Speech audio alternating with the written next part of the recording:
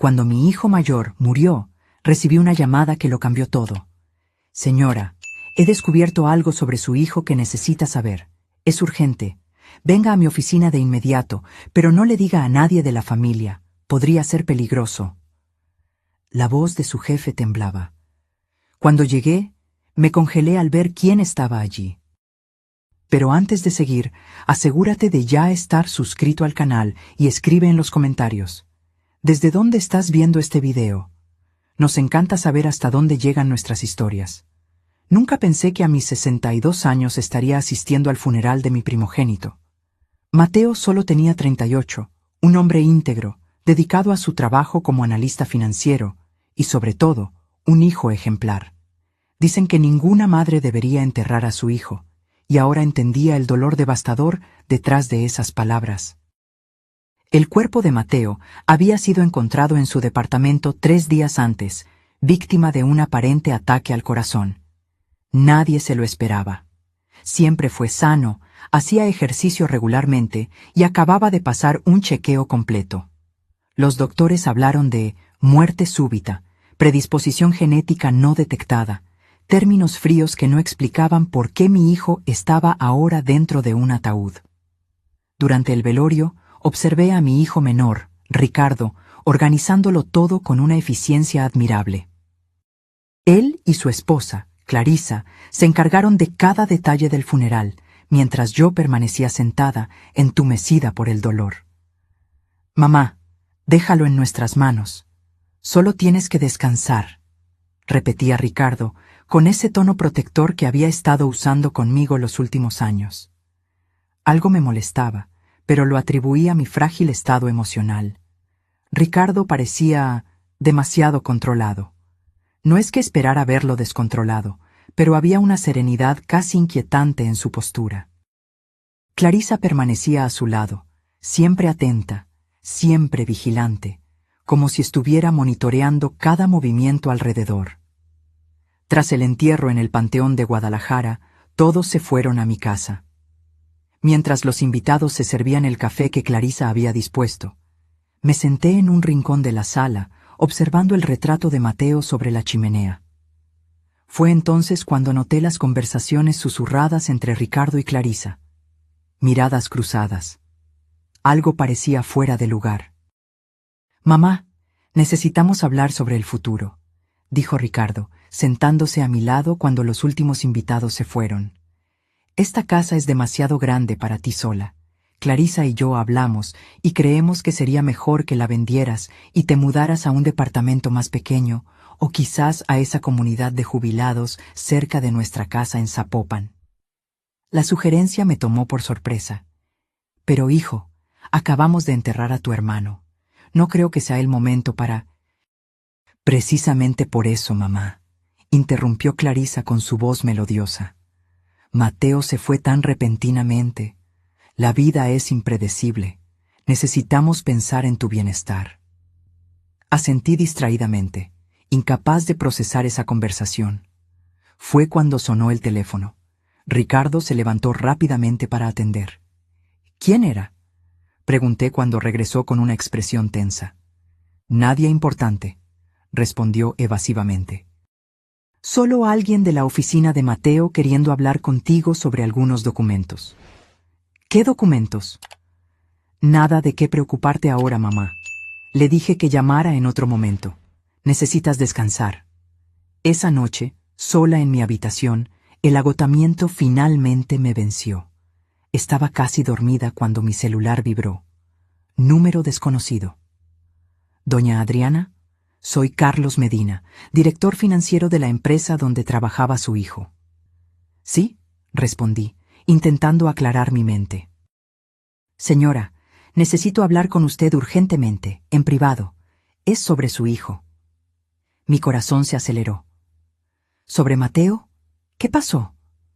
Hubo una pausa antes de que respondiera. «No puedo hablar por teléfono. ¿Podría venir a mi oficina mañana temprano? Y por favor, no mencione esta conversación a nadie, especialmente a su otro hijo o a su esposa. ¿Por qué no? Por favor, confíe en mí. Es por su propia seguridad. Venga a las 9 a.m., dirección de la empresa en Monterrey». Después de colgar, estuve despierta por horas. ¿Por qué tanto secreto? ¿Qué podría saber Carlos Medina sobre Mateo que requería tal discreción? ¿Y por qué mencionar específicamente a Ricardo y Clarisa? A la mañana siguiente, le dije a Ricardo que necesitaba comprar algunas medicinas. Él insistió en ir conmigo, pero fui firme. Hijo, necesito un tiempo a solas. Es solo una farmacia. Conduje hasta el Centro Empresarial de Monterrey, donde Mateo trabajaba desde hace más de 10 años. El imponente edificio de vidrio y acero siempre me impresionaba. En la recepción, informé que tenía una reunión con Carlos Medina. Fui conducida al último piso, un área ejecutiva donde nunca había estado antes. Carlos me recibió personalmente, un hombre de mediana edad, con una mirada grave. Doña Adriana, gracias por venir. Por favor, pase. Su oficina era amplia, con una vista panorámica de la ciudad. Cerró la puerta y activó un botón que oscureció los cristales de las ventanas. Necesito garantizar total privacidad para esta conversación, explicó. Señor Medina, estoy empezando a preocuparme. ¿Qué es tan importante y secreto sobre mi hijo? Él respiró hondo. Doña Adriana, lo que le voy a contar parecerá increíble, pero le pido que me escuche hasta el final. Asentí, sintiendo un escalofrío. Su hijo Mateo vino a mí hace aproximadamente 3 meses, con una preocupación muy grave. Descubrió serias irregularidades financieras que involucran a su otro hijo, Ricardo. ¿Irregularidades? ¿De qué tipo? Desvío de fondos de la empresa donde trabaja Ricardo. Mateo lo descubrió por casualidad al analizar unos documentos que cayeron en sus manos. Pero eso fue solo el comienzo. Carlos tomó una carpeta gruesa de su cajón y la abrió frente a mí. Mateo descubrió que Ricardo no solo estaba desviando dinero, sino que planeaba algo mucho más serio que la involucraba a usted. Miré los documentos, viendo copias de correos electrónicos, extractos bancarios, algo que parecía ser un contrato de venta de mi casa con mi firma falsificada. No entiendo, murmuré, sintiendo que la sala daba vueltas. Doña Adriana, Mateo descubrió que Ricardo y Clarisa tienen deudas enormes, apuestas, inversiones fallidas, un estilo de vida muy por encima de lo que pueden pagar. Planean vender su casa y transferir todo su patrimonio a ellos lo antes posible. Pero eso no tiene sentido. Necesitarían mi autorización. Exacto. Y fue ahí donde Mateo se preocupó de verdad. Encontró comunicaciones entre Ricardo y un médico, discutiendo cómo podrían declararla a usted mentalmente incapacitada para tomar decisiones. Sentí como si el aire hubiera sido succionado de mis pulmones. Eso es absurdo. Lamentablemente, no lo es. Mateo recolectó todas estas pruebas. Cuando confrontó a Ricardo, la situación se puso peligrosa. ¿Peligrosa cómo? Carlos dudó. Doña Adriana, Mateo temía por su propia vida.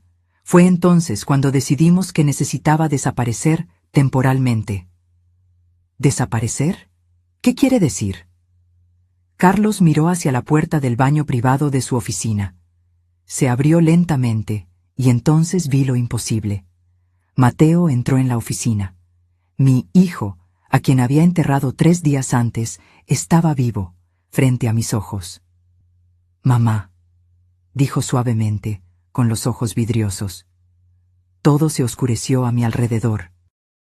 La última cosa que recuerdo es haber oído a Mateo gritar mi nombre mientras caía. Cuando recobré el sentido, estaba acostada en el sofá de la oficina. Mateo sostenía mi mano. Por un momento, pensé que todo no era más que un sueño cruel. El funeral, el dolor, todo. Mamá, soy yo, dijo él, apretando mi mano. Perdóname por el sufrimiento que te causé. Fue la única manera de protegerte. ¿Cómo? Murmuré, tocando su rostro, sintiendo su piel cálida, real. Te enterramos. Vi tu cuerpo.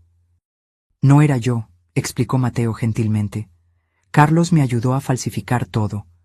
El cuerpo era de un hombre no identificado de la morgue, con características físicas parecidas a las mías. Tenemos contactos que nos ayudaron con los documentos necesarios. Miré a Carlos, que asintió gravemente. Sé que parece una mala película de espías, mamá, pero cuando descubrí lo que Ricardo estaba planeando, me di cuenta de que necesitaba tiempo para reunir todas las pruebas y protegerte. Si simplemente desaparecía, él sospecharía. Necesitaba que todos, incluido él, creyeran que estaba muerto. ¿Pero por qué? Ricardo es tu hermano, mi hijo. Él jamás... Mamá, interrumpió Mateo suavemente. Sé que es difícil de creer, pero tengo pruebas. Tomó la carpeta de Carlos y comenzó a mostrar documentos. Correos electrónicos intercambiados entre Ricardo y un médico psiquiatra discutiendo cómo podrían documentar mi supuesta incapacidad mental. Extractos bancarios mostrando deudas enormes a nombre de Ricardo y Clarisa. Un plan detallado para vender mi casa y ponerme en una institución para ancianos. En los últimos 2 años, Ricardo y Clarisa han acumulado deudas de más de 3 millones de pesos, explicó Mateo. Apuestas, inversiones de alto riesgo, un estilo de vida que no pueden costear, y ahora están desesperados. ¿Y su solución fue eliminarme?, pregunté, sintiendo un dolor que iba más allá de lo físico. No físicamente, mamá. Pero legalmente sí. Planean obtener tu tutela legal, controlar todos tus bienes, vender todo y, eventualmente, colocarte en una institución barata mientras gastan tu dinero. Recordé de repente las pequeñas cosas que habían estado sucediendo en los últimos meses. Ricardo y Clarisa comentando que yo estaba olvidadiza. Documentos que no recordaba haber firmado. Clarisa organizando mis medicinas, insistiendo en que necesitaba dosis más fuertes. ¿Me han estado drogando?, pregunté, horrorizada ante la posibilidad. Me temo que sí, dijo Carlos. Analizamos algunas de tus medicinas que Mateo recolectó discretamente. Encontramos rastros de medicamentos que pueden causar confusión mental y somnolencia. Por eso me sentía tan cansada últimamente, murmuré. Pensé que era depresión, la edad. Parte de eso puede ser, dijo Mateo gentilmente. Pero ellos estaban ayudando al proceso. Me quedé en silencio, intentando procesar todo aquello. Mi propio hijo, planeando robar todo lo que construí en una vida entera de trabajo. Y para eso, dispuesto a declararme incapaz, a apagarme mientras aún respiraba. ¿Qué hacemos ahora?, pregunté finalmente. Necesitamos ser cuidadosos, dijo Carlos. Ricardo no puede saber que Mateo está vivo o que tú descubriste el plan. Aún no. ¿Continuamos con la farsa entonces? ¿Yo finjo que nada pasó? Por ahora, dijo Mateo. Estamos reuniendo más pruebas, involucrando a las autoridades correctas. Cuando tengamos todo en orden, confrontaremos a Ricardo y Clarisa legalmente. Miré a mi hijo vivo, y sentí una mezcla de alegría por tenerlo de vuelta y un dolor profundo por la traición del otro. ¿Cómo voy a mirar a Ricardo sabiendo todo esto?, pregunté. Será difícil, mamá, pero eres más fuerte de lo que imaginas. Mateo me abrazó, y por primera vez desde que recibí la noticia de su muerte, lloré de verdad. No lágrimas de luto, sino de alivio, rabia y determinación. Al volver a casa esa tarde, encontré a Ricardo esperándome, visiblemente irritado. ¿Dónde estabas, mamá? Me preocupé. Dijiste que irías a la farmacia, pero cuando llamé, me dijeron que no te vieron hoy. Respiré hondo, recordando el consejo de Mateo de actuar normalmente. Fui a otra farmacia. Luego terminé deteniéndome en un café. Necesitaba estar sola un momento. Ricardo me estudió, como si evaluara si estaba mintiendo. Bueno, no deberías salir así sin avisar. No estás en condiciones emocionales para andar deambulando por la ciudad. No estoy inválida, hijo, respondí, intentando no demostrar la rabia que crecía en mi pecho. Solo necesitaba un tiempo para mí. Claro, mamá, solo estamos preocupados por ti. ¿Verdad, Clarisa? No había notado a Clarisa parada en la entrada de la cocina, observando nuestra conversación con esa sonrisa plácida que ahora me parecía calculadora. Por supuesto, respondió ella acercándose. De hecho, traje tus medicinas de la noche. Pareces tan cansada. Me extendió un vaso de agua y 2 pastillas. Miré las píldoras que, hasta ayer, habría tomado sin cuestionar. Gracias, querida, pero las tomaré después. No tengo apetito ahora. Vi un rápido intercambio de miradas entre ellos. Es importante mantener la regularidad de los medicamentos, Adriana, insistió Clarisa, especialmente los para dormir. El doctor fue muy claro al respecto. ¿Cuál doctor?, pregunté inocentemente. Otro vistazo entre ellos. El doctor Pérez, respondió Ricardo rápidamente. ¿Recuerdas que te llevamos la semana pasada? Estabas tan confundida después de la noticia sobre Mateo. Nunca había conocido a ningún doctor Pérez. Todo era una mentira. Ah, sí, fingí estar de acuerdo, pero realmente prefiero tomarlas después. Esa noche cerré la puerta de mi habitación con llave, algo que nunca hacía antes, y tiré las pastillas por el inodoro. Por primera vez en meses, dormí sin medicación. Mi mente parecía más clara a la mañana siguiente, como si una niebla se hubiera disipado. En los días siguientes, mantuve una fachada de normalidad. Dejé que Ricardo y Clarisa pensaran que aún controlaban la situación, mientras me comunicaba secretamente con Mateo a través de un celular prepago que Carlos me había dado. Una semana después de la revelación, Ricardo se sentó conmigo durante el desayuno con unos papeles en la mano. Mamá, he estado pensando en lo que conversamos sobre la casa. Es realmente demasiado grande para ti sola, y el mantenimiento es caro. Respondí vagamente, tomando mi café. Encontré un departamento perfecto para ti, pequeño, acogedor, con vigilancia 24 horas y enfermería en el edificio. ¿Enfermería? Claro. ¿Y qué hay de la casa en Guadalajara?, pregunté, fingiendo interés. Bueno, pensé que podríamos venderla. El mercado inmobiliario está bien. Con el dinero, compramos el departamento para ti, y el resto lo podemos invertir para garantizar tu comodidad. O sea, ustedes administrarían el dinero. Ricardo pareció sorprendido por mi tono directo, pero se recuperó rápidamente. Claro, mamá, no tienes que preocuparte por esas cosas. Nosotros nos encargaremos de todo. ¿Y si no quiero vender? Su sonrisa vaciló por un instante. Mamá, sé que estás pasando por un momento difícil con la pérdida de Mateo, pero necesitas pensar en el futuro. No puedes seguir viviendo en el pasado. No estoy viviendo en el pasado, Ricardo. Estoy cuestionando por qué tanta prisa en vender mi casa. Él suspiró, como si estuviera lidiando con una niña terca. Bueno, hay algunas cuestiones prácticas. Clarisa y yo tenemos algunos gastos imprevistos. Y como eventualmente la casa será nuestra, tiene sentido adelantar el proceso y usar parte del dinero ahora, cuando lo necesitamos. Ahí estaba. La confesión parcial. Intenté controlar mi rabia. Entonces, básicamente, ¿quieres vender mi casa para pagar tus deudas? Ricardo palideció. Eso no fue lo que dije. Fue exactamente lo que dijiste, hijo. Él se levantó, visiblemente perturbado. Creo que no estás entendiendo. Quizás aún estás muy afectada. Estoy entendiendo perfectamente, respondí tranquilamente.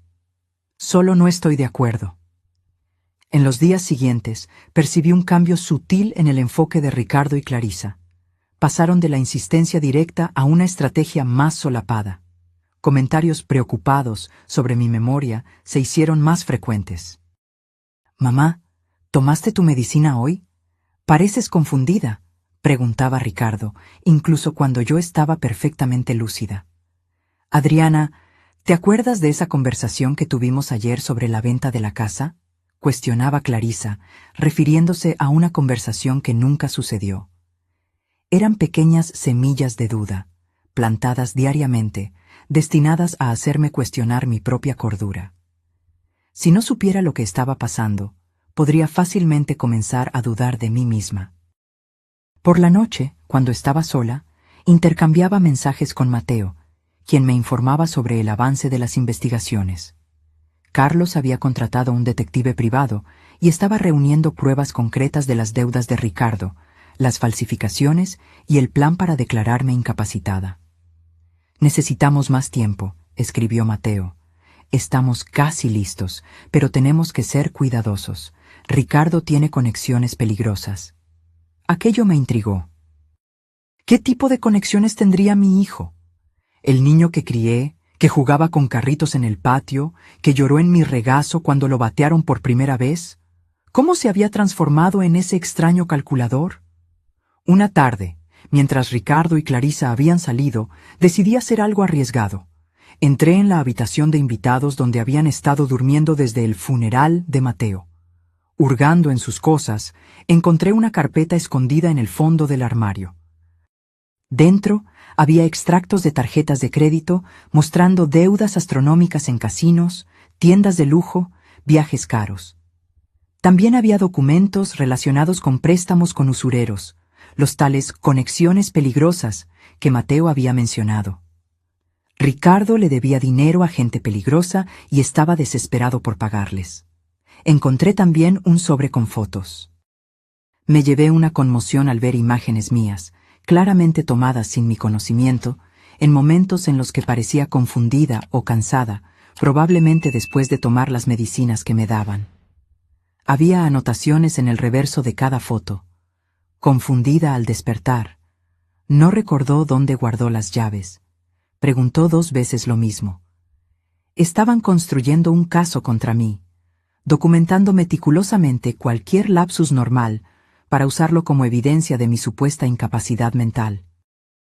También había una carta de un médico, presumiblemente el tal doctor Pérez, discutiendo mi caso.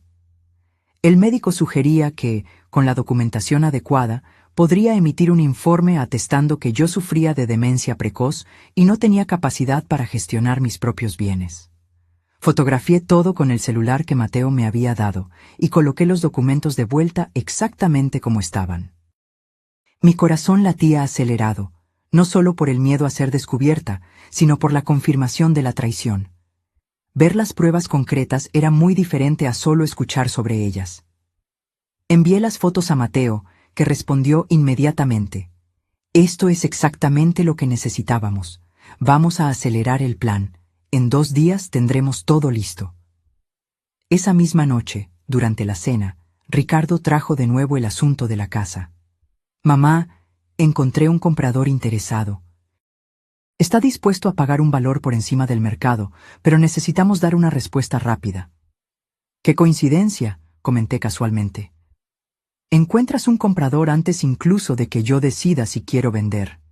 Ricardo cruzó una mirada con Clarisa. En realidad, dijo lentamente, ya habíamos hablado de esto, ¿recuerdas? Tú acordaste que sería lo mejor.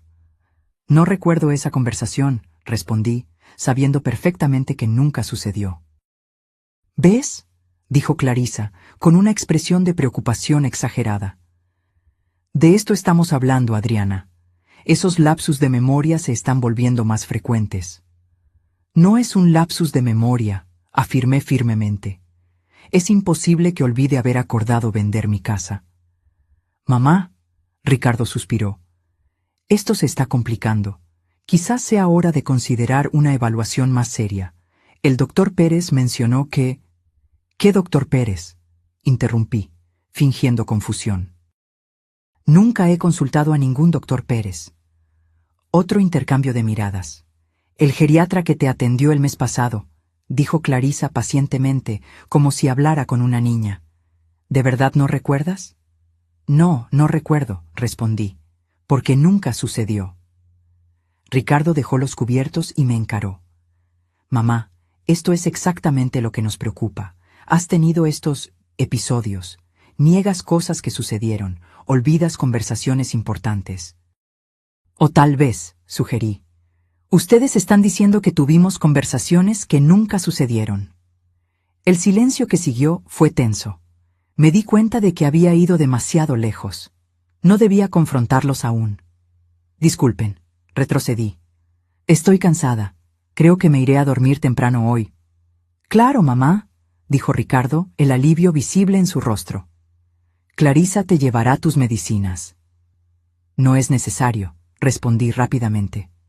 Ya las tomé. ¿Las tomaste?, preguntó Clarisa, frunciendo el ceño.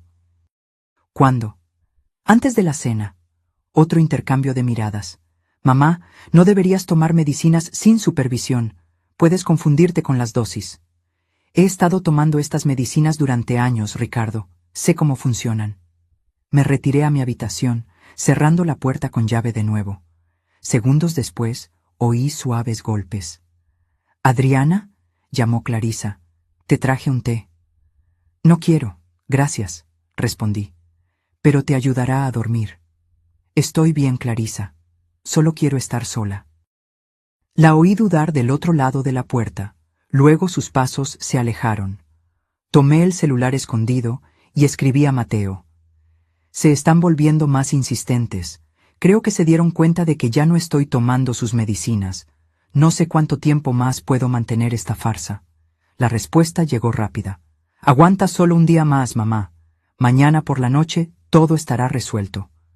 A la mañana siguiente, Ricardo anunció que tenía una sorpresa. «Mamá, logré agendar una consulta con un especialista en memoria. Nos atenderá esta tarde».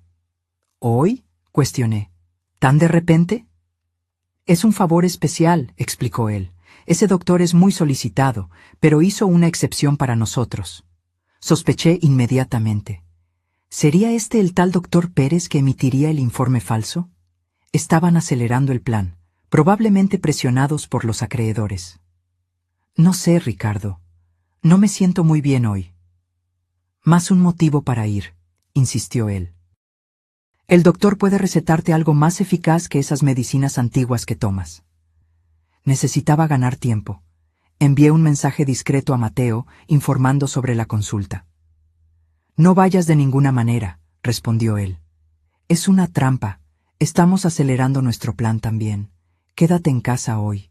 Inventa cualquier excusa». «Ricardo», dije, saliendo de la habitación después de intercambiar mensajes con Mateo. «Lo siento, pero no voy a poder ir a la consulta. Acabo de recordar que agendamos desalojar el departamento de Mateo hoy. La inmobiliaria llamó». La expresión de Ricardo se endureció. «Eso puede esperar, mamá. Tu salud es más importante». «No, no puede», insistí. «El contrato termina hoy. Si no retiramos las cosas, las van a desechar. Son los últimos recuerdos de tu hermano». Ricardo parecía a punto de explotar, pero se contuvo. «Está bien», dijo, controlando la voz. «Voy a reprogramar la consulta. Pero mañana sin falta, ¿de acuerdo?» «Claro», acepté, sabiendo que para entonces todo ya habría cambiado. Esa tarde, Ricardo salió para resolver algunas cosas. Clarisa se quedó en casa, observándome como un halcón.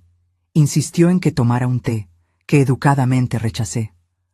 Sugirió que descansara, que viéramos una película juntas, cualquier cosa para mantenerme bajo su vista. Alrededor de las 5 de la tarde, sonó el timbre. Clarisa fue a atender y regresó con una expresión pálida. «Adriana», dijo con la voz temblorosa, «hay alguien queriendo hablar contigo, sobre Mateo». Me levanté del sofá, sintiendo que el corazón se aceleraba. ¿Estaría el plan de Mateo ya en acción? En la sala de entrada encontré a un hombre alto de traje, con una placa policial en las manos. «¿Señora Adriana Campos?», preguntó él. «Soy el comandante Rodríguez. Necesito hablar con usted sobre su hijo, Mateo Campos». «Sí, claro», respondí, intentando mantener la compostura. Clarisa se acercó, poniendo su mano en mi hombro en un gesto que antes yo interpretaría como apoyo, pero ahora reconocía como control.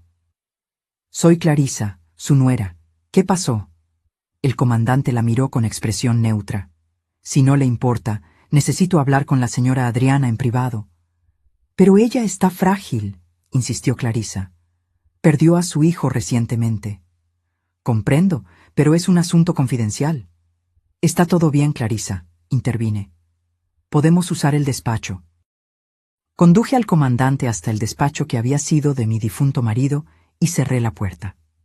Apenas estuvimos a solas, él habló en voz baja. «Señora Adriana, soy amigo de Carlos Medina. Su hijo Mateo me buscó con evidencias bastante serias sobre actividades ilegales que involucran a su otro hijo, Ricardo. Así que eso era. El plan estaba en marcha. Estamos a punto de arrestar a Ricardo por fraude, falsificación e intento de interdicción judicial fraudulenta, continuó él. Pero antes, necesitamos garantizar su seguridad. Existe la posibilidad de que Ricardo reaccione de manera impredecible cuando sepa que fue descubierto. ¿Qué debo hacer?, pregunté, sintiendo una mezcla de alivio y aprehensión. Un equipo policial está posicionado cerca de su casa. Estamos esperando que Ricardo regrese para efectuar la detención. ¿Y Clarisa?, pregunté. ¿Está involucrada también? Sí. Tenemos pruebas de que fue cómplice en todo el esquema. Ambos serán detenidos. Intenté procesar la magnitud de todo aquello. Mis 2 hijos, uno fingiendo su propia muerte para protegerme, el otro conspirando contra mí. Hay una cosa más que necesita saber, añadió el comandante, bajando aún más la voz. Su hijo Mateo está aquí. Mi corazón dio un salto. ¿Aquí? ¿Dónde? En el coche, a una cuadra de distancia. Él insistió en estar presente, a pesar de los riesgos. ¿Quiere verlo antes de que arrestemos a Ricardo? Sí, respondí sin dudar. El comandante tomó su celular y envió un mensaje rápido. Voy a crear una distracción para Clarisa. Cuando yo salga con ella hacia la sala, usted salga por la puerta trasera. Hay un coche negro esperando en la esquina. Asentí, sintiéndome como personaje de una película de espías. ¿Qué le digo a ella sobre nuestra conversación? Diga que estamos investigando algunas irregularidades en el seguro de vida de Mateo. Nada preocupante, solo burocracia. Salimos del despacho y el comandante le pidió a Clarisa que le mostrara los documentos del seguro. Mientras ellos se dirigían a la sala, escapé silenciosamente por la puerta de la cocina que daba al patio. El corazón me latía tan fuerte que temía que Clarisa pudiera oírlo. Crucé el jardín, salí por la puerta lateral y divisé el coche negro. La puerta trasera se abrió cuando me acerqué. Entré rápidamente y allí estaba él, Mateo, mi hijo, vivo. Nos abrazamos en silencio, ambos temblando de emoción. No había palabras para ese momento. Mamá, finalmente dijo, está terminando. Hoy mismo, todo esto acaba. ¿Cómo estás?, pregunté, aún sosteniendo su rostro entre mis manos, como hacía cuando era niño. Preocupado por ti, fue más difícil de lo que imaginé estar alejado, sabiendo el peligro. Tu hermano, comencé, pero no pude completar la frase. Lo sé. Mateo respondió con tristeza. Aún no puedo creer en lo que se convirtió. Carlos, que estaba en el asiento del copiloto, se giró hacia nosotros. Ricardo acaba de llegar a la casa, informó. La policía entrará en acción en instantes. Quiero estar allí, declaré. Mamá, no es seguro, protestó Mateo. Necesito verlo con mis propios ojos. Necesito mirarlo a los ojos cuando descubra que sé de todo.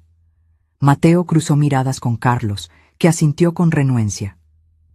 Está bien, pero yo iré contigo. Es hora de que Ricardo sepa que no tuvo éxito. Regresamos a la casa con el coche, ahora acompañados por 2 patrullas policiales. Cuando entramos en la sala, Ricardo estaba sentado en el sofá, conversando tensamente con Clarisa. Ambos se giraron al oír la puerta. El shock en el rostro de Ricardo al ver a Mateo fue algo que jamás olvidaré. Sus ojos se abrieron. El rostro palideció como si hubiera visto un fantasma que, de cierta forma, era exactamente lo que estaba viendo. ¿Qué es esto?, tartamudeó, levantándose. Hola, hermano, dijo Mateo tranquilamente. Clarisa dejó escapar un grito ahogado, cubriendo su boca con las manos. Imposible, murmuró ella. Estás muerto. Nosotros vimos... Vieron lo que me fue conveniente que vieran, respondió Mateo. Así como yo vi lo que ustedes estaban planeando para nuestra madre. Los policías entraron en la sala, liderados por el comandante Rodríguez. Ricardo Campos, Clarisa Campos, están siendo arrestados por múltiples cargos de fraude, falsificación de documentos, conspiración e intento de interdicción fraudulenta. Ricardo parecía un animal acorralado, los ojos saltando de Mateo hacia mí, hacia los policías. De repente, su mirada se endureció. «Esto es ridículo», exclamó. «No pueden probar nada». «En realidad sí podemos», dijo el comandante, haciendo un gesto a uno de los policías, que abrió una carpeta. «Tenemos copias de correos electrónicos intercambiados entre usted y el doctor Pérez Mendoza, discutiendo la emisión de un informe médico falso declarando a su madre mentalmente incapacitada. Tenemos los documentos falsificados con su firma. Tenemos pruebas de que usted abrió tarjetas de crédito a nombre de ella sin su consentimiento». Ricardo me miró y por primera vez vi miedo en sus ojos. «Mamá, no es lo que parece», intentó. «Estábamos intentando protegerte». «¿Protegerme?», repetí, manteniendo la voz firme a pesar del dolor que me consumía. «¿Doparme, robar mi dinero, planear ponerme en un asilo? ¿Eso es protección, Ricardo? No entiendes, estábamos desesperados». «¿Por las deudas de juego?», pregunté. «¿De los préstamos con usureros? ¿De los gastos extravagantes?». Pareció sorprendido por yo saber tantos detalles. «¿Cómo...?» «Encontré sus documentos», expliqué. «El día que salieron. Vi todo, los extractos, las fotos que me tomaron, las anotaciones, todo». Clarisa, hasta entonces en silencio, de repente avanzó en mi dirección. «Vieja entrometida, arruinaste todo». Un policía la contuvo antes de que llegara hasta mí. «Clarisa Campos, queda usted arrestada». Mientras los policías esposaban a la pareja, miré a Ricardo, no más el niño que crié, sino un extraño cuyos ojos ardían de rabia. «Esto no termina aquí», amenazó mientras era llevado. «Tengo conexiones. Te vas a arrepentir». Mateo puso el brazo alrededor de mí, protegiéndome como siempre había hecho. «Terminó, mamá», dijo él suavemente. «Ellos no pueden lastimarte más». Pero mientras veía a mi hijo menor siendo llevado por la policía, sabía que algunas heridas nunca cicatrizarían completamente. Los días que siguieron a la detención de Ricardo y Clarisa fueron un torbellino de emociones y burocracia. Declaraciones a la policía, reuniones con abogados, interminables formularios para anular las falsificaciones y deshacer el daño financiero que habían causado. Pero en medio de todo ese caos había una profunda alegría. Mateo estaba vivo. La resurrección oficial de mi hijo exigió casi tanto papeleo como su muerte. Carlos movilizó un equipo jurídico para lidiar con las complicaciones legales.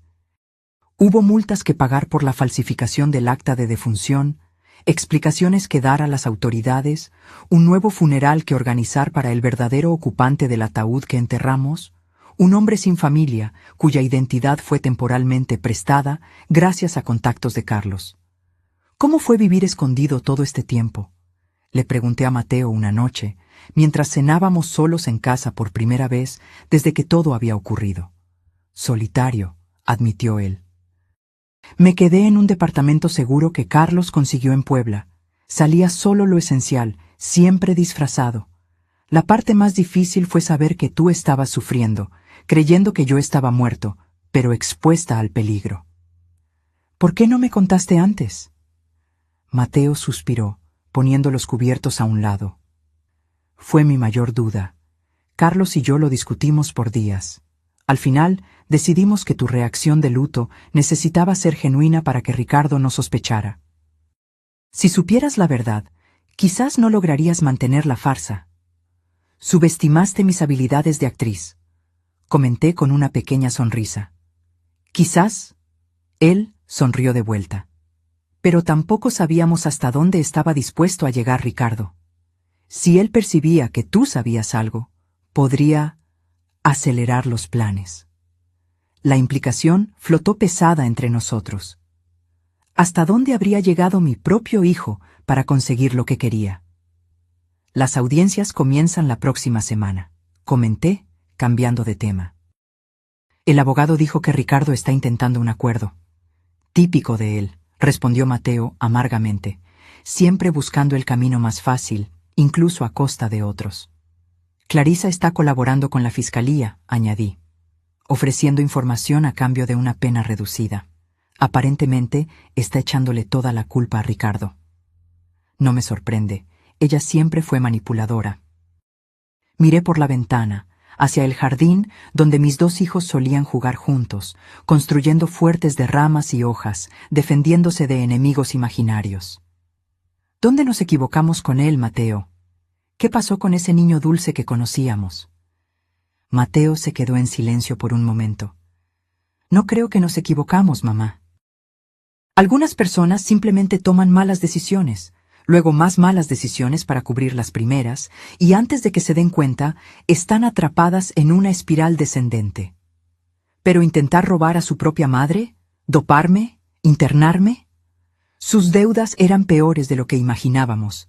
El detective descubrió que Ricardo debía más de 4 millones de pesos a usureros ligados al crimen organizado.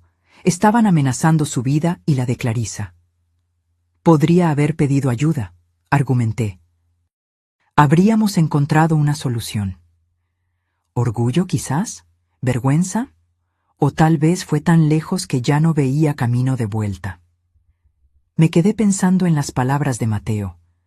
Cuántas pequeñas decisiones, cuántas mentiras mi hijo se había contado a sí mismo para justificar sus acciones. ¿En qué momento cruzó la línea, transformándose de hijo amoroso en conspirador dispuesto a destruir a su propia madre? La semana siguiente enfrentamos la primera audiencia del caso.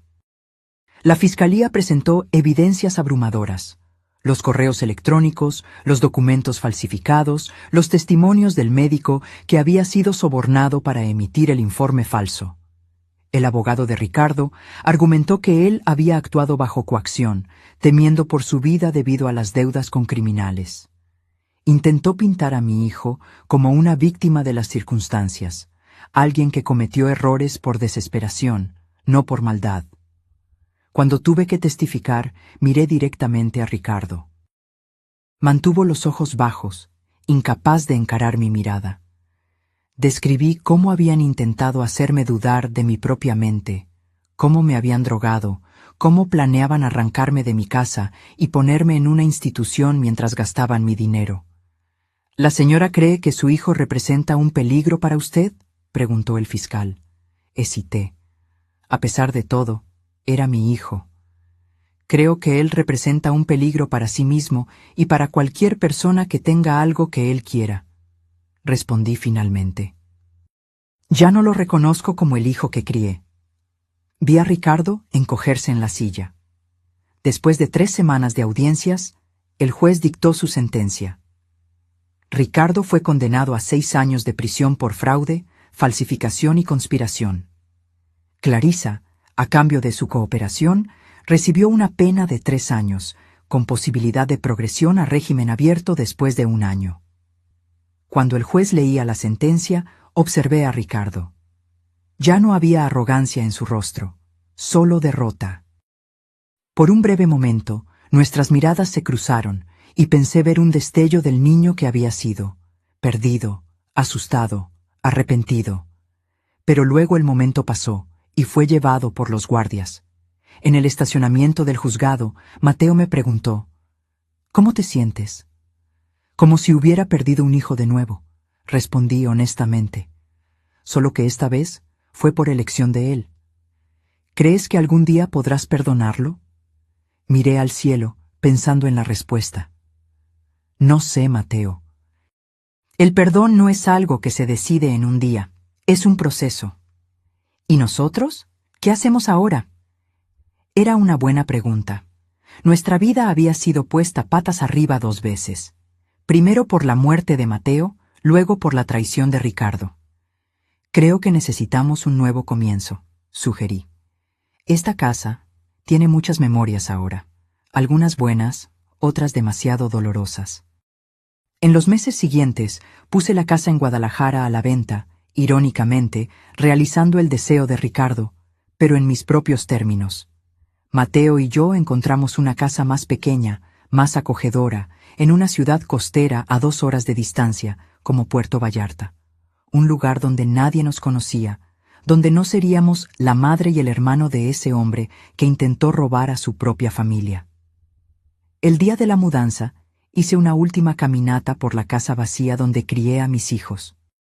Cada habitación guardaba recuerdos. Ricardo dando sus primeros pasos en esta sala, Mateo estudiando hasta tarde en esa habitación, ambos corriendo por el pasillo en días de lluvia. Me detuve en la habitación de Ricardo, ahora vacía, excepto por una caja que yo había separado. Fotos de él creciendo, sus boletas escolares, los dibujos que me hacía para el Día de la Madre. No pude deshacerme de esos recuerdos, incluso después de todo. ¿Lista?, preguntó Mateo, parado en la puerta. Casi, respondí. Solo necesito 1 minuto. Cuando él salió, puse un sobre dentro de la caja. Era una carta que había escrito para Ricardo, no para enviar ahora, sino quizás algún día, cuando las heridas no estuvieran tan abiertas. Hijo mío, comenzaba la carta, no sé cuándo o si leerás esto, pero quiero que sepas que, a pesar de todo lo que pasó, una parte de mí todavía recuerda al niño que fuiste. No puedo perdonar lo que hiciste, no ahora, quizás nunca. Pero tampoco puedo borrar 35 años de amor. Eso siempre estará ahí, como una cicatriz que nunca desaparece completamente. Cerré la caja, respiré hondo y me preparé para dejar esa vida atrás. En la nueva casa, Mateo y yo establecimos una rutina tranquila. Él continuó trabajando remotamente para la misma empresa, aunque Carlos le había ofrecido una sociedad después de todo lo que habían pasado juntos. Nuestra nueva casa quedaba a pocos metros de la playa en Puerto Vallarta. Todas las mañanas yo caminaba por la arena aún fresca de la noche, observando el mar en su eterno movimiento. Había algo reconfortante en esa constancia. Las olas venían e iban, independientemente de los dramas humanos que se desarrollaban en sus orillas. Cerca de 6 meses después de mudarnos, recibí una carta de la penitenciaría donde Ricardo estaba cumpliendo su condena. Me quedé mirando el sobre por mucho tiempo antes de abrirlo, incierta si quería leer lo que estaba dentro. «Vamos a enfrentarlo juntos», dijo Mateo sentándose a mi lado en el sofá. Con manos temblorosas, abrí el sobre. «Mamá», comenzaba la carta. No sé por dónde empezar. Las palabras disculpa o perdóname parecen tan pequeñas cerca de lo que hice que casi no vale la pena escribirlas. Pero son las únicas que tengo. Aquí dentro tengo mucho tiempo para pensar. Pensar en cómo llegué a este punto. En cómo pude conspirar contra la persona que me dio la vida, que sostuvo mi mano cuando di mis primeros pasos, que se quedó despierta noches enteras cuando tuve fiebre. No estoy pidiendo tu perdón, sé que no lo merezco. No estoy pidiendo que me visites o que me escribas de vuelta. Solo necesitaba que supieras que, en medio de esta oscuridad en la que me encuentro, finalmente estoy viendo con claridad el monstruo en el que me convertí. La terapia obligatoria de la prisión me ha ayudado a entender mis patrones de comportamiento, cómo una mentira llevó a otra, cómo me convencí de que el dinero y el estatus eran más importantes que la familia, cómo racionalicé cada decisión terrible, diciéndome a mí mismo que era solo temporal, que un día lo compensaría todo. Sé que las palabras son solo palabras, especialmente viniendo de alguien que mintió tanto como yo, pero son sinceras, por más que eso pueda sonar vacío ahora. Si algún día, años en el futuro, sientes que puedes darme la oportunidad de demostrar con acciones el arrepentimiento que siento, estaré esperando. Si no, lo entenderé. Ya has sufrido suficiente por mi culpa. Con amor, aunque he probado no merecer usar esa palabra, Ricardo. Cuando terminé de leer, me di cuenta de que estaba llorando. No sabía exactamente por qué, si era por la pérdida del hijo que conocí, por el dolor que aún sentía por su traición, o por alguna confusa esperanza de que tal vez, solo tal vez, esas palabras fueran verdad. Mateo permaneció en silencio, respetando mi momento. «¿Qué piensas?», pregunté finalmente. «Honestamente, no sé», respondió él. «Ricardo siempre fue bueno con las palabras. ¿Recuerdas cómo lograba salirse de problemas en la escuela? ¿Cómo convencía a los maestros de que merecía una segunda oportunidad?» Asentí, recordando cómo mi hijo menor tenía el don de encantar a las personas. Pero también sé que las personas pueden cambiar, continuó Mateo, especialmente cuando tocan fondo, y Ricardo ciertamente llegó allí. ¿Tú conseguirías perdonarlo algún día?, pregunté. Mateo pensó por un momento. Tal vez. Con mucho tiempo y muchas pruebas de que el cambio es genuino. ¿Pero confiar en él de nuevo? Eso sería mucho más difícil. Guardé la carta en un cajón, sin decidir si respondería o no. Algunos días después, durante mi caminata matinal en la playa, encontré a una señora mayor sentada en un banco, observando el mar. Comenzamos a conversar, como sucede en ciudades pequeñas. Su nombre era Amalia. Tenía 78 años y vivía sola desde que su marido había fallecido. Cuando mencioné que me había mudado recientemente a la ciudad, ella preguntó el motivo. Sorprendentemente, me encontré contándole la historia completa, sobre la falsa muerte de Mateo, la conspiración de Ricardo, todo. Era la primera vez que hablaba de eso con alguien aparte de Mateo, Carlos y los abogados. ¿Sabes?, dijo Amalia cuando terminé. Tengo una historia no muy diferente.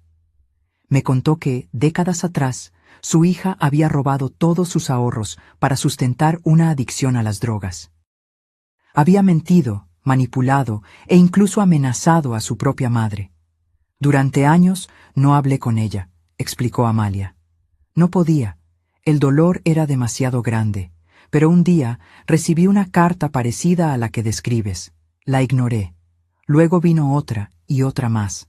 Por 3 años, mi hija me escribió mensualmente, sin que yo respondiera una sola vez. ¿Y qué pasó?, pregunté. Al 4.º año, decidí leer todas las cartas de una vez. Vi una progresión en ellas, de la desesperación a la aceptación, de la autocompasión al verdadero arrepentimiento. En la última carta ya no pedía nada, solo me contaba sobre su vida, su recuperación, cómo estaba intentando ayudar a otras personas con problemas similares. Amalia sonrió, mirando al horizonte.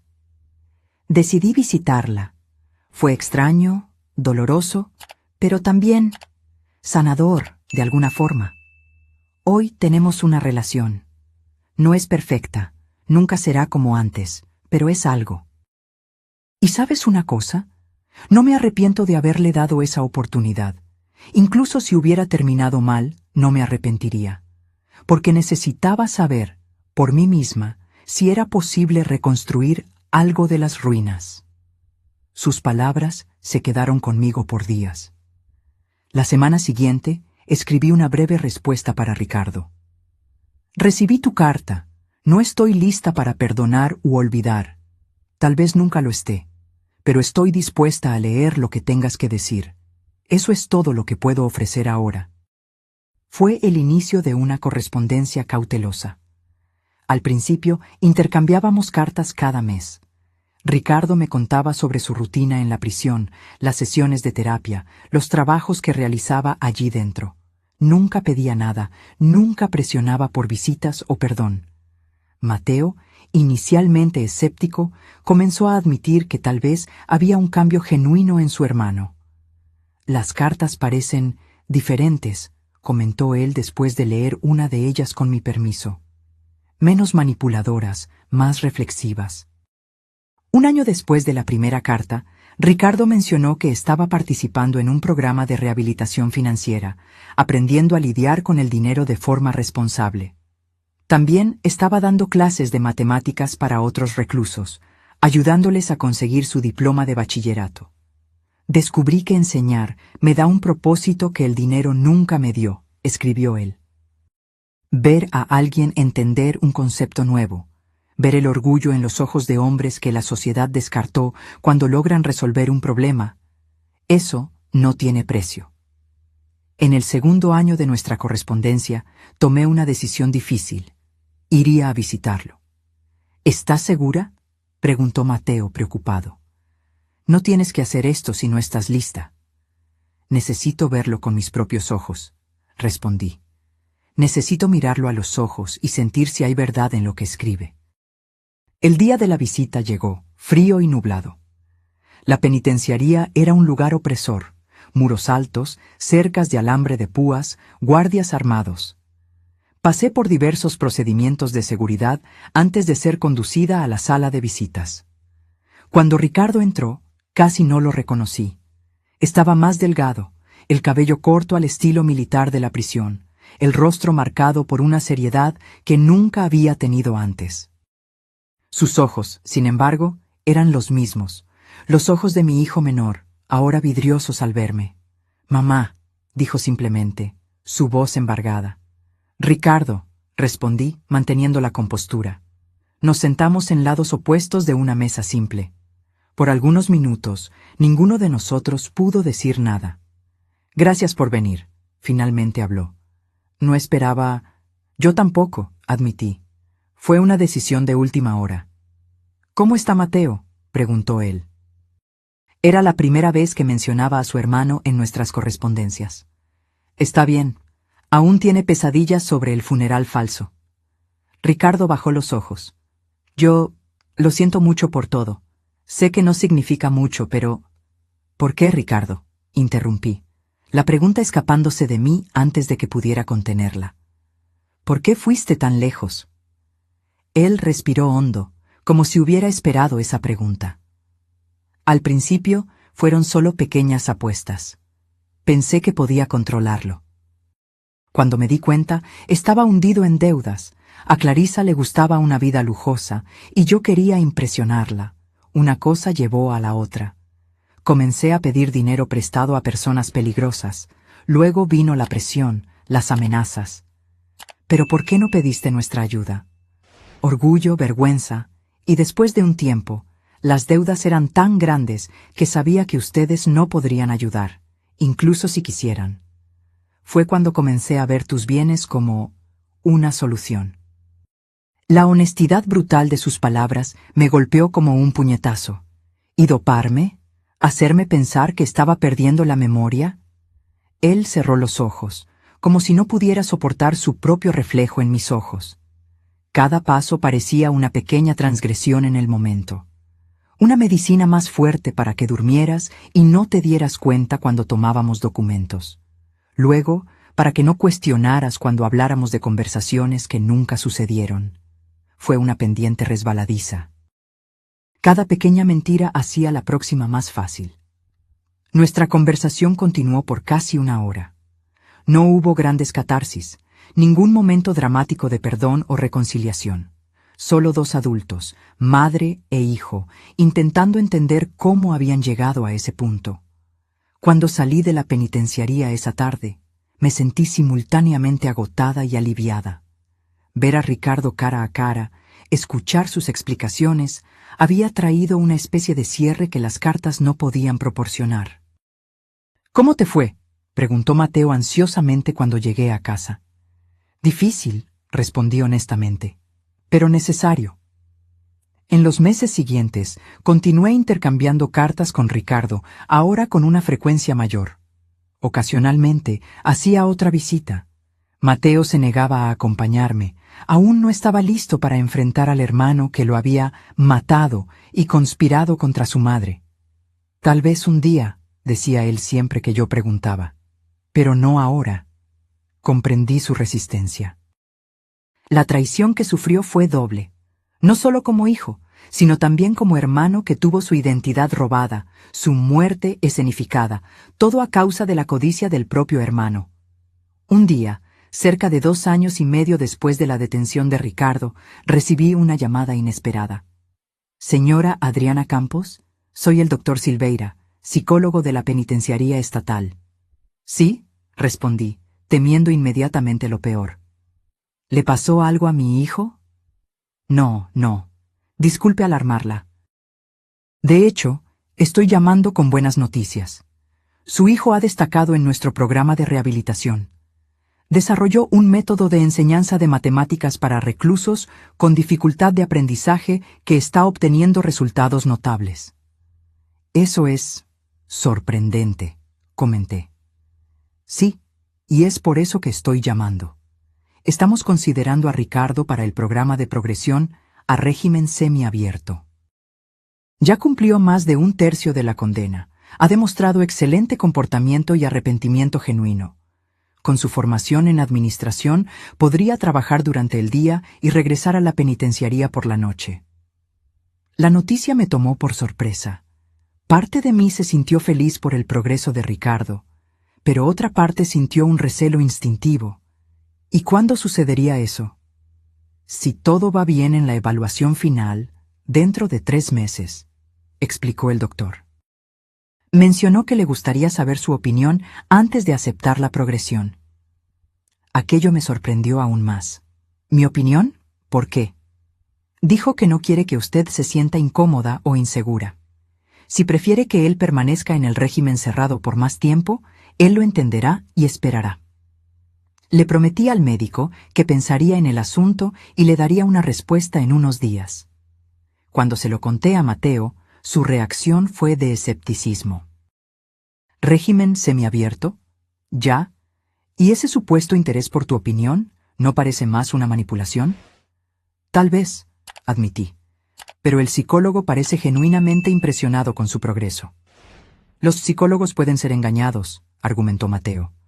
Ricardo siempre supo cómo presentarse bien cuando le convenía. Aquella noche, releí todas las cartas que Ricardo me había enviado en los últimos años. Buscaba señales, de manipulación, de falsedad, de un plan a largo plazo. Pero lo que vi fue una progresión, de las primeras cartas llenas de autocompasión hasta las más recientes, donde hablaba de los otros reclusos que ayudaba, de las pequeñas satisfacciones de ver a alguien aprender algo nuevo, de la terapia que finalmente lo hacía comprender sus propios demonios. La semana siguiente, durante mi visita regular, confronté a Ricardo sobre la llamada del psicólogo. ¿Por qué pediste mi opinión sobre tu progresión de régimen? Pareció genuinamente sorprendido. Yo pensé que era lo mínimo que podía hacer, respondió Ricardo, su mirada directa y sin desviaciones. Después de todo el mal que causé, no quiero que te sientas amenazada o insegura por yo estar más libre. ¿Y si digo que prefiero que continúes en el régimen cerrado? Entonces eso es lo que haré, respondió él simplemente. Esperaré el tiempo que sea necesario. Estudié su rostro, buscando señales de falsedad, de cálculo. No encontré nada más que una aceptación resignada. ¿Por qué estás enseñando matemáticas a otros reclusos? Pregunté, cambiando de tema. Su rostro se iluminó ligeramente. Comenzó por casualidad. Uno de los muchachos de mi pabellón estaba intentando conseguir el bachillerato, pero estaba teniendo dificultades con el álgebra. Me ofrecía ayudar. Pronto otros comenzaron a pedirme también. Hizo una pausa. Estos hombres, mamá, muchos nunca tuvieron una oportunidad real en la vida. Algunos apenas saben leer. Cuando veo el orgullo en sus ojos al resolver un problema por primera vez, es como si yo estuviera haciendo algo que realmente importa. Había una sinceridad en su voz que me conmovió. Por un breve momento, vislumbré al niño que había sido. Curioso, brillante, siempre dispuesto a explicar cosas a los demás.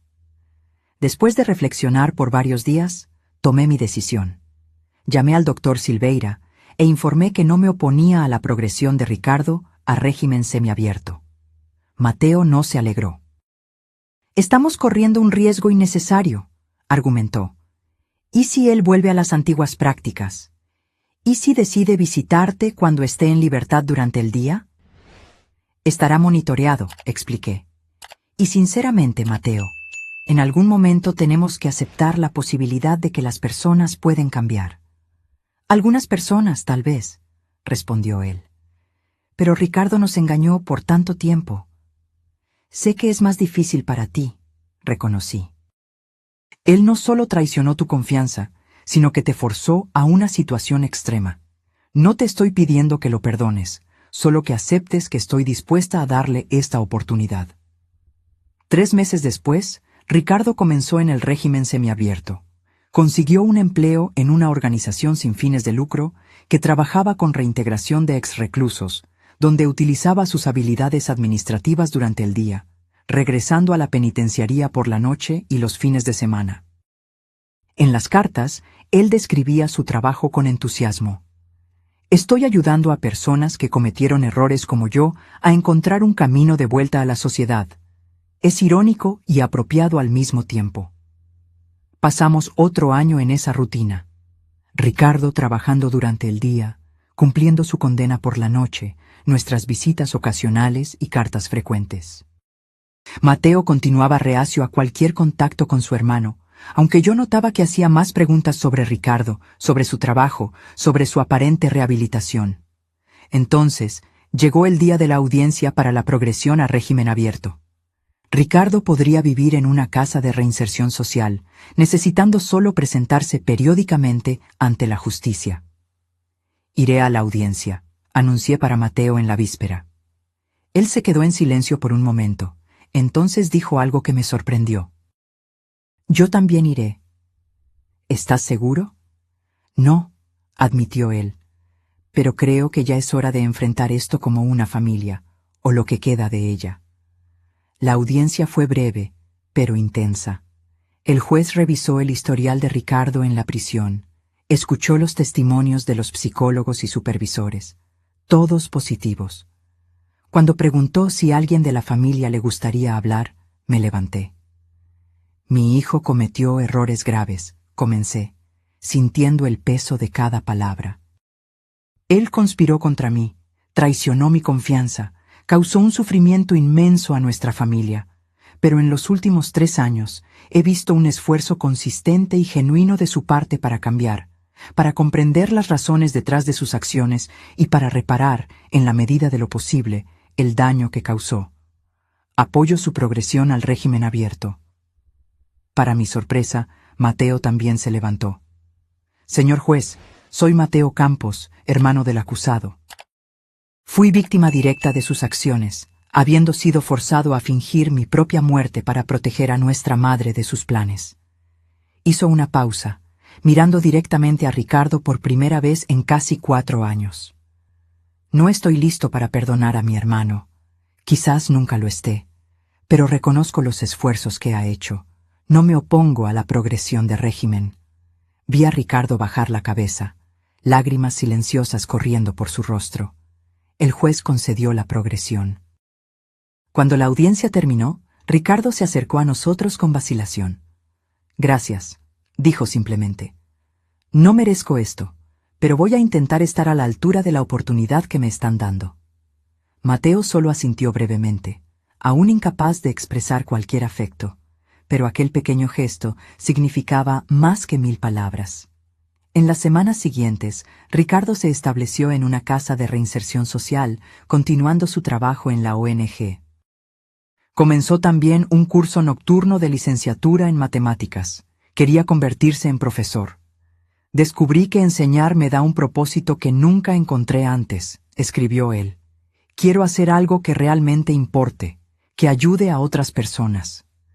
Cerca de 6 meses después de su mudanza al régimen abierto, Ricardo pidió algo que me tomó por sorpresa.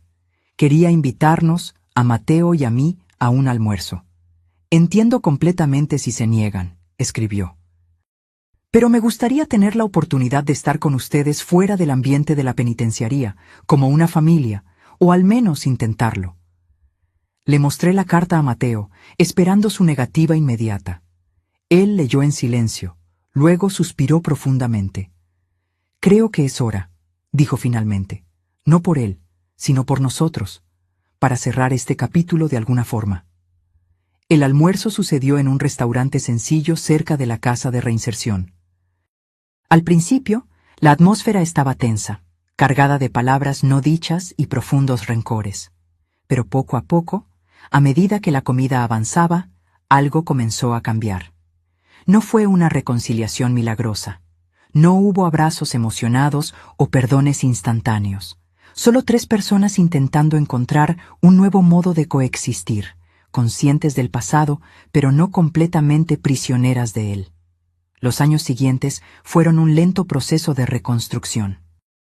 Ricardo terminó de cumplir su condena. Consiguió su diploma de profesor de matemáticas y comenzó a trabajar en una escuela pública en la periferia de Ciudad de México, enseñando a adolescentes en situación de vulnerabilidad. Nuestros almuerzos en familia se hicieron más frecuentes, mensuales, luego quincenales. Mateo y Ricardo nunca recuperaron la cercanía que tenían en la infancia, pero desarrollaron un respeto cauteloso uno por el otro. Heridas profundas como las nuestras no cicatrizan completamente, pero con el tiempo, el dolor agudo fue dando lugar a una aceptación melancólica. 5 años después de aquella llamada que cambió todo, recibimos una invitación de Ricardo. Se estaba graduando con honores en su licenciatura y le gustaría que estuviéramos presentes. En la ceremonia, observé a mi hijo menor recibir su diploma, el rostro maduro y sereno, tan diferente del hombre desesperado y codicioso que había conspirado contra su propia madre. A su lado, una joven profesora de la misma escuela donde trabajaba, Marina, su novia desde hace casi un año, una mujer gentil que conocía toda nuestra historia y aún así eligió quedarse a su lado. ¿Estás bien?, preguntó Mateo, notando mis ojos vidriosos. Estoy pensando en cuán impredecible es la vida, respondí. Si alguien me hubiera dicho hace 6 años que estaríamos los 3 aquí hoy, celebrando la graduación de Ricardo, lo habrías creído una locura, completó él. Y aún así, aquí estamos. Después de la ceremonia, Ricardo se acercó a nosotros, sosteniendo su diploma y trayendo a Marina de la mano. Gracias por venir, dijo él, la voz embargada. Significa más de lo que puedo expresar. Estamos orgullosos de ti, respondí, y me di cuenta de que era verdad. Mateo extendió la mano hacia su hermano, un gesto que, por su simplicidad, cargaba un peso enorme. Buen trabajo, dijo él simplemente. Esa noche, después de que Mateo se fue a casa, me quedé sentada en el balcón de mi casa a la orilla del mar en Puerto Vallarta, reflexionando sobre la extraordinaria jornada que nuestra familia había recorrido. De la traición a la redención, del luto al renacimiento, de la desconfianza a la posibilidad de confianza renovada. Pensé en cómo nuestras vidas habían sido transformadas por una única decisión desesperada de Mateo: fingir su propia muerte para protegerme. ¿Qué habría pasado si él no hubiera sido tan vigilante, si no hubiera descubierto los planes de Ricardo a tiempo? Probablemente yo estaría en alguna institución, drogada y confundida, mientras Ricardo y Clarisa agotaban mis ahorros. O tal vez peor. Pensé también en Clarisa, que cumplió su pena reducida y desapareció de nuestras vidas. Según los últimos rumores, se había casado con un empresario en otra ciudad, reinventándose completamente. Esperé sinceramente que ella también hubiera encontrado un camino mejor. Me di cuenta de que estaba sonriendo, a pesar de todo. No porque el pasado no importara, siempre importaría, siempre sería parte de quienes éramos, sino porque habíamos encontrado una manera de no dejar que definiera nuestro futuro. A la mañana siguiente, Ricardo apareció para un café. Estaba nervioso, inquieto. «Hay algo que quiero preguntarte», dijo él finalmente. «Entenderé perfectamente si la respuesta es no». «¿Qué es?» «Marina y yo estamos pensando en casarnos el próximo año». «Eso es maravilloso», respondí sinceramente. Marina era una buena influencia en su vida, un ancla de estabilidad. «Sí, pero... bueno, estamos buscando un lugar para vivir. Algo pequeño, modesto, cerca de la escuela donde trabajamos, y estaba pensando si me prestarías un poco de dinero para el enganche». Sentí una punzada de aprehensión. El dinero había sido el detonante de toda la tragedia en nuestra familia. «No es mucho», continuó él rápidamente, percibiendo mi vacilación. «Tengo algunos ahorros, Marina también. Sería solo para complementar. Y claro, haríamos un contrato formal, con pagos mensuales». Levanté la mano, interrumpiéndolo. «Ricardo, voy a pensarlo». No porque no confíe en ti ahora, sino porque necesitamos ser cuidadosos con estas cuestiones en nuestra familia, considerando nuestro historial. Él asintió, visiblemente aliviado de que yo no me hubiera negado de inmediato. «Claro, mamá, tómate el tiempo que necesites, y si la respuesta es no, lo entenderé completamente. Cuando él salió, llamé a Mateo. Le conté sobre la petición de Ricardo. ¿Qué piensas?, pregunté. Hubo un largo silencio del otro lado de la línea. Creo que es una prueba, dijo él finalmente. No para Ricardo, sino para nosotros, para ver si realmente creemos que él cambió. ¿Y tú crees? Otro silencio. Creo que él está intentando, respondió Mateo con cautela. Creo que ya no es la persona que era, pero creo que debemos ser prudentes. ¿Cómo? Tal vez podamos ayudar de una forma que no implique entregar dinero directamente. Podríamos ser avales del préstamo, por ejemplo. O comprar la casa y establecer un contrato formal de alquiler con opción a compra. Era una sugerencia sensata, un término medio entre confianza y cautela. 2 días después, llamé a Ricardo para conversar. Le expliqué la propuesta que Mateo y yo habíamos elaborado. No es una cuestión de no confiar en ti, expliqué. Es sobre establecer límites saludables después de todo lo que pasamos. Para mi sorpresa, Ricardo pareció genuinamente aliviado. Es perfecto, dijo él. Para ser honesto, me preocupé después de hacer la petición. Pensé que podría dar la impresión equivocada, que podría parecer que estoy volviendo a los viejos hábitos. ¿Pensaste en eso? Pienso en eso todos los días, mamá. Tengo miedo de volver a ser la persona que era, de decepcionarlos de nuevo, de decepcionarme. Es una lucha constante. Aquella honesta admisión significó más para mí que cualquier promesa grandiosa podría significar. En los meses siguientes, trabajamos juntos para encontrar una casa adecuada para Ricardo y Marina cerca de Ciudad de México. Mateo, con su conocimiento financiero, estructuró un contrato justo que protegía a todas las partes. Era un ejercicio de confianza cautelosa, de reconstrucción gradual.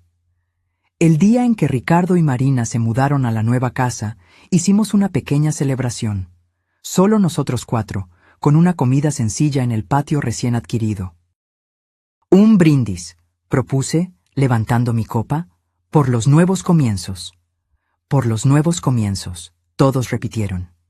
Mientras observaba a mis 2 hijos conversando civilizadamente, no pude evitar reflexionar sobre la extraordinaria jornada que habíamos recorrido. De la desesperación a la esperanza, de la traición a la redención incompleta, pero significativa. ¿En qué estás pensando?, preguntó Marina, sentándose a mi lado mientras los hermanos discutían sobre la mejor forma de arreglar la terraza trasera. En cómo la vida rara vez sigue el camino que esperamos, respondí. Y en cómo a veces, de las mayores tragedias, pueden surgir oportunidades de crecimiento que nunca habríamos imaginado. Ella sonrió, cubriendo mi mano con la suya. Ricardo me cuenta historias sobre cómo eras cuando él era niño. Dice que siempre fuiste la fuerza de la familia, incluso antes de que todo esto sucediera. No me sentí fuerte cuando descubrí la verdad sobre sus planes, admití. Me sentí rota, traicionada, perdida. Pero sobreviviste, observó ella. Y más que eso, encontraste un camino no solo para ti misma, sino para toda la familia.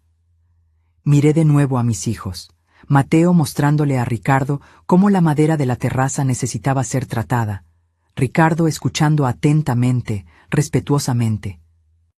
No era perfecto, no era lo que yo había soñado para nosotros tantos años atrás. Pero era real, era honesto, y eso tenía su propio tipo de belleza. ¿Sabes?, le dije a Marina, por mucho tiempo pensé que nuestra historia era sobre traición. Luego pensé que era sobre perdón. Ahora me doy cuenta de que es sobre algo más complejo, sobre cómo seguir adelante incluso cuando el perdón completo puede nunca llegar, sobre encontrar un nuevo tipo de relación a partir de las cenizas de la antigua. Ella asintió, comprendiendo perfectamente. Ricardo sabe eso también, dijo ella suavemente. Sabe que algunos puentes, una vez quemados, nunca pueden ser completamente reconstruidos. Pero está agradecido porque al menos construyeron una pasarela estrecha para cruzar el abismo. Una pasarela estrecha. Era una buena metáfora para lo que habíamos logrado. No el amplio puente de la confianza irrestricta que teníamos antes, sino una conexión frágil, cuidadosamente mantenida, que permitía algún tipo de relación. Cuando el sol comenzó a ponerse, lancé una última mirada a mis hijos antes de anunciar que era hora de irme. Estaban lado a lado ahora, no exactamente cerca, pero tampoco distantes, trabajando juntos para medir tablas para la terraza. Era una imagen que yo nunca habría imaginado posible 6 años atrás, cuando recibí aquella llamada fatídica del jefe de Mateo. Una imagen que hablaba no de finales felices perfectos, sino de superación, resistencia y de la compleja, imperfecta, pero profundamente humana capacidad de volver a empezar. Ahora, si te gustó esta historia, haz clic en suscribirse y dime en los comentarios, ¿qué parte te dejó con la boca abierta? Y no olvides hacerte miembro para tener acceso a videos exclusivos que no publico aquí. Te espero allí.